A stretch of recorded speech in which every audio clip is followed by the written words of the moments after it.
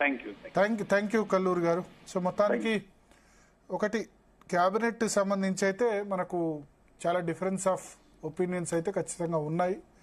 మంత్రులంతా కూడా అవుట్ రైట్గా రేవంత్ రెడ్డికి సపోర్ట్ చేస్తున్న పరిస్థితి లేదు. చాలామంది 90% ఆఫ్ మంత్రులు ఎవరి స్వార్థం వాళ్ళు చూసుకుంటారు తప్ప ఉమ్మడి ప్రభుత్వం అన్న స్ఫూర్తి అయితే కనిపించట్లేదు. అది చామల కిరణ్ కుమార్ రెడ్డి గారు చెప్పినట్టు కాంగ్రెస్ పార్టీలో అట్లే ఉంటుంది. రాజశేఖర రెడ్డి సమయంలో ఆయన భయపడి మిగతా వాళ్ళు చేశారు. బట్ మిగతా కిరణ్ కుమార్ రెడ్డి గవర్నమెంట్లో ఇట్లే ఉంది, రోషయ్య గవర్నమెంట్లో కూడా ఇట్లే ఉంది. కిరణ్ కుమార్ రెడ్డి గవర్నమెంట్లో డిఎల్ రవీంద్రారెడ్డి బర్తరఫ్ చేశారు, అప్పుడు శంకర్రావును కూడా తొలగించారు వ్యతిరేకంగా మాట్లాడేందుకు. సో అట్లే ఉంటుంది కాంగ్రెస్ పార్టీలో.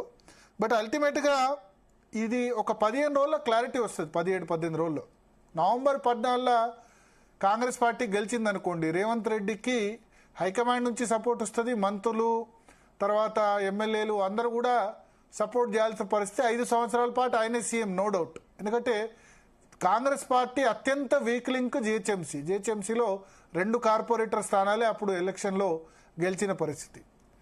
ఎమ్మెల్యే ఎంపీ స్థానాలు కూడా పూర్తిగా ఎంపీ స్థానాలు సికింద్రాబాద్, మల్కాజ్గిరి, చేవేళ్ల అన్ని బీజేపీ గెలిచింది. ఎమ్మెల్యే స్థానాలు ఒక కంటోన్మెంట్ తప్ప ఏ స్థానం కూడా లేదు. అటువంటి చోట కాంగ్రెస్ గెలిస్తే కనుక అది డెఫినెట్గా రేవంత్ రెడ్డికి అడ్వాంటేజ్ అవుద్ది. ఓడిపోతే డెఫినెట్గా పరిస్థితి ఇంకా అధికార పార్టీ అయి ఉండి కూడా బై ఎలక్షన్ గెలవలేదు అన్న అవప్రద వచ్చే అవకాశం ఉంది. మంత్రులు ఎమ్మెల్యేలు దీనిలో అసంతృప్తి స్టార్ట్ అవుతుంది. అందుకనే ఇప్పుడు రేవంత్ రెడ్డి ప్రచార షెడ్యూల్ కూడా రిలీజ్ చేశారు. చాలా విస్తృతంగా ప్రచారం చేయబోతున్నారు. రేవంత్ రెడ్డి షెడ్యూల్ కూడా కొద్దిసేపటి క్రితమే బయటకు వచ్చింది.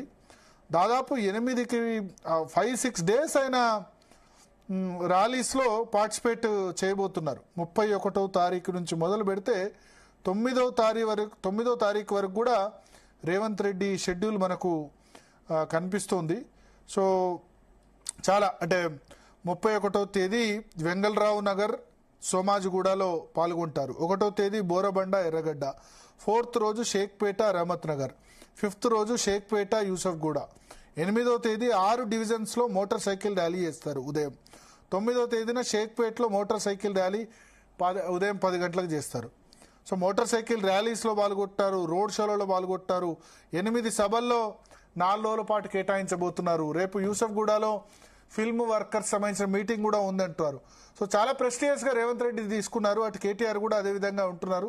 కేసీఆర్ అయితే క్యాంపెయిన్ చేయట్లేదని మనకు తెలుస్తుంది. భారతీయ జనతా పార్టీ రేపు కార్పెట్ బాంబింగ్ చేయబోతుంది. కార్పెట్ బాంబింగ్ అంటే రేపు సాయంత్రం 4 గంటల నుంచి 8 గంటల వరకు మొత్తం ఎమ్మెల్యేలు, మన మాజీ మంత్రులు, ఎంపీలు, తర్వాత రాష్ట్రంలో ఉన్న ప్రముఖ నేతలందరూ కూడా స్ట్రీట్ కార్నర్ మీటింగ్స్ అందరూ రేపు చేయబోతున్నారు. చూద్దాం ఏం జరుగుతుందన్నది. క్యాబినెట్కి సంబంధించి అయితే నవంబర్ 14 తర్వాత క్లారిటీ వస్తుంది. జూబ్లీహిల్స్ రిజల్ట్ బట్టి క్యాబినెట్లో కల్లోలం ఉంటుందా, చల్లారుతుందా అన్నది తేలబోతుంది.